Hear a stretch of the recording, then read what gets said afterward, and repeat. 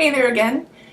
This short video is going to be talking about how we can get to know ourselves and why it's important that we know ourselves, especially when we're doing persuasive speaking. Now, empathy for other people is something we've probably heard about before. The idea of that we need to be empathetic, we need to walk a mile in somebody else's shoes to really get a sense for what's going on. And that's very true. But how can we be empathetic for other people if we don't have an idea of who we ourselves are? Now, I love studying the idea of identity. That's part of what I studied when I went to go get my master's degree. And specifically when I put together my thesis, which is a big, huge research article basically, I studied why men and women made the choices they made about the marital names they chose. So when women chose to keep their name or take their husband's name, or when men chose to keep their name or take their husband's name, why did they make those choices and how did those impact the way they saw themselves, the way that they saw other people, and the way other people saw them? So for me, this is a really interesting and important topic, and I'm hoping that you'll get a chance to kind of get a sense of who you are and how you got to be the way that you are.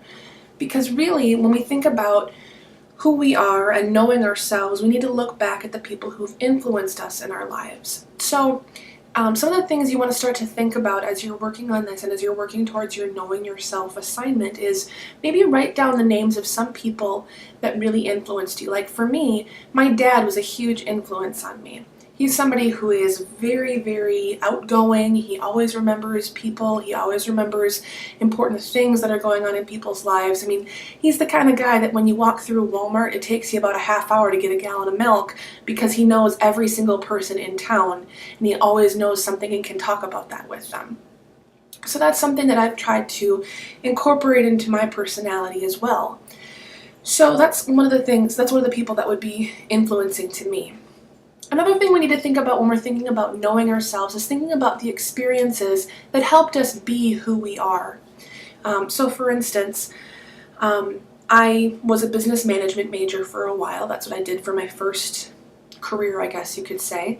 And when I was actually out there managing a business, I realized that's not what I wanted to do. It just wasn't what my passion was. So that influences the way that I look at my job every day here. Yes, there are still stressful days, but at the end of the day, I still love every single moment of what I do with my work.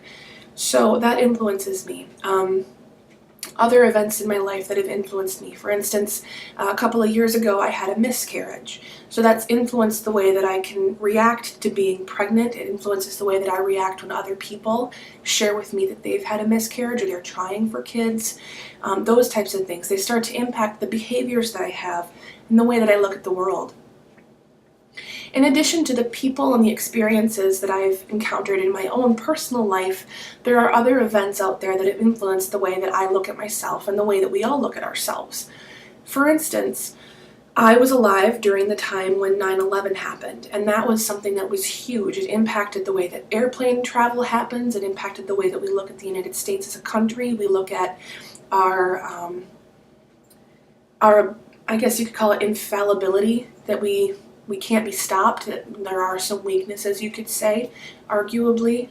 There are different things that's done in my life that have influenced the way that I start to see myself, the way that I see myself as an American citizen, as a citizen of the United States, and that type of thing. So what I want you to do is I want you to start thinking about who you are, because you need to know yourself as an individual if you're going to be able to start to see other people as individuals. Think about the groups you're involved with. Think about the people who have influenced you in your lives. Think about the experiences that you've had and how those change the way you look at yourself and the way that you would identify yourself as being different from other people. Start to make some of those connections between yourself and others then, and then start to think about, are you giving other people that same type of nuanced understanding of who they are? When you look at me as a teacher, do you see those things that I shared with you, or do you see me as fitting into a certain set of groups and norms? And if you start to see me more as an individual, you can start to connect with me more as an individual, which we've understood through the readings and other things, that we need to have that individual understanding to be able to make a persuasive message, to be able to connect with our audience members. In addition to that, if we can see other people as individuals, we stop talking to people as a group and we start talking to people to try and influence them on a one-on-one basis, and that's when most persuasion happens anyway, in my opinion. So use this little lecture as a way to kind of start to think about your getting to know yourself for this discussion assignment that we're going to have. And I hope that this can help you as you're starting to get a more, like I said, nuanced or more specific way that you can do some of that audience analysis.